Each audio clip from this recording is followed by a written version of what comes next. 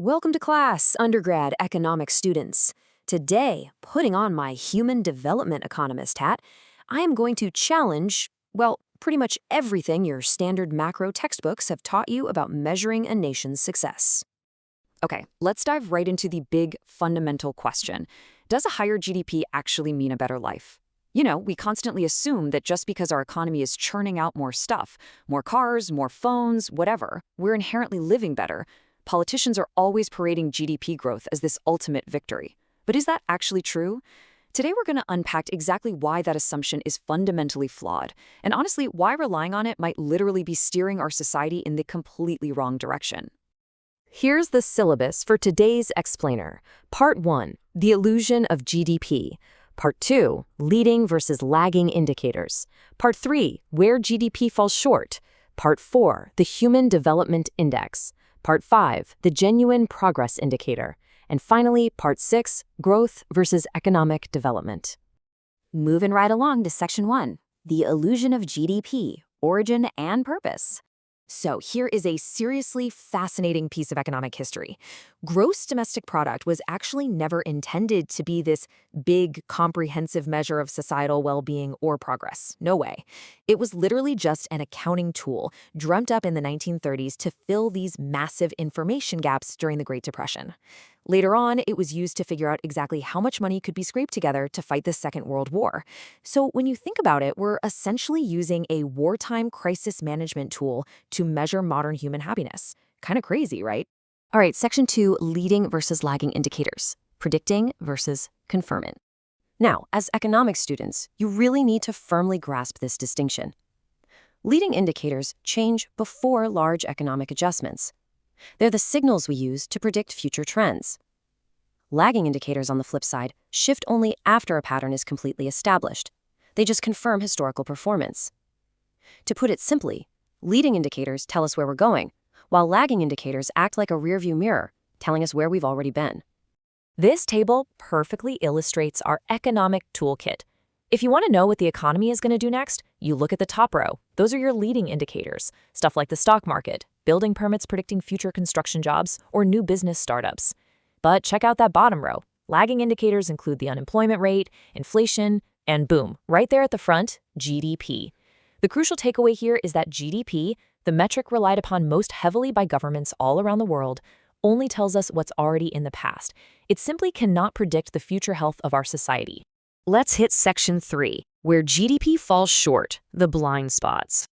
Look at this totally broken scoreboard. Because GDP is purely measuring the sheer volume of market activity, the data it misses is honestly staggering.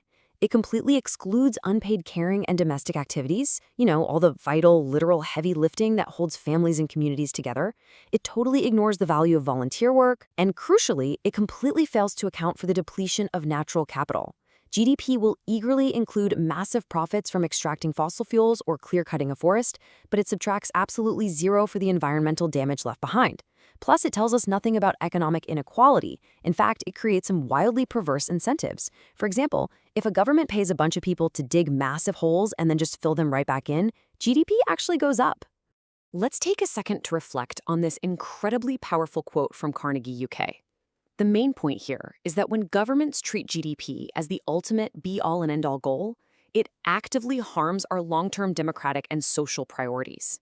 Measuring economic activity this way incentivizes environmentally destructive practices, and it totally glosses over whether wealth is just concentrating at the very top, while median incomes completely stagnate.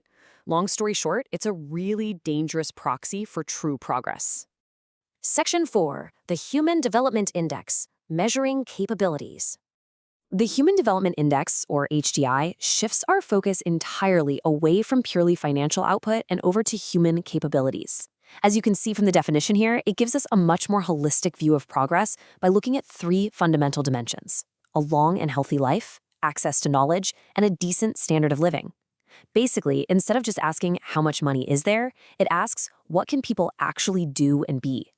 Now, for you students taking notes, here are the exact calculation steps you're going to need to know. First, we create dimension indices. We normalize the raw data for health, education, and income, transforming them into a neat 0-to-1 scale using established minimum and maximum goalposts. Then, in step 2, we aggregate them But pay attention here. We don't just add them up. We calculate the geometric mean. Why? Well, using a geometric mean guarantees balanced development. It means a country cannot just hide an abysmal healthcare or education system behind a massively inflated gross national income.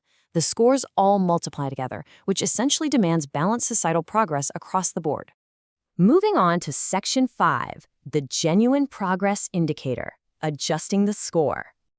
The Genuine Progress Indicator, or GPI, takes a slightly different approach. It uses the traditional GDP calculation as its baseline, but then heavily modifies it to answer a much, much deeper question. Is our economic activity actually making us better off, and is it sustainable over the long haul? This brilliantly breaks down the mechanics of the GPI. On the top, you see what's added in, stuff like the true value of non-market benefits, unpaid household labor, and volunteer work. But the real game changer is on the bottom, what gets deducted. The GPI harshly penalizes for the depletion of natural capital and the costs of environmental degradation. It also subtracts what we call defensive expenditures. These are the costs we only incur just to protect ourselves from the negative side effects of our own economy. Think the financial costs of crime or massive healthcare expenses tied to pollution. It literally penalizes the economy for its negative side effects. Section 6. Growth versus economic development. All right, to summarize the main differences clearly for your upcoming exams, take a look at this comparison.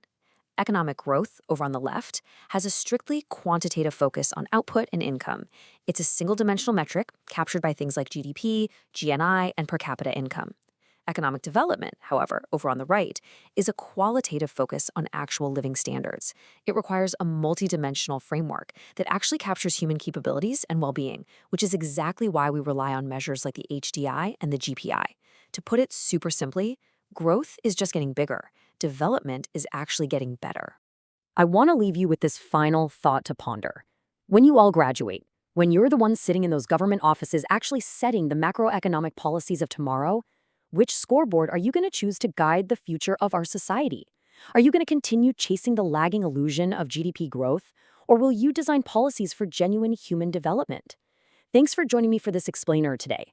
I really hope this completely changes how you view those numbers scrolling across the bottom of the evening news.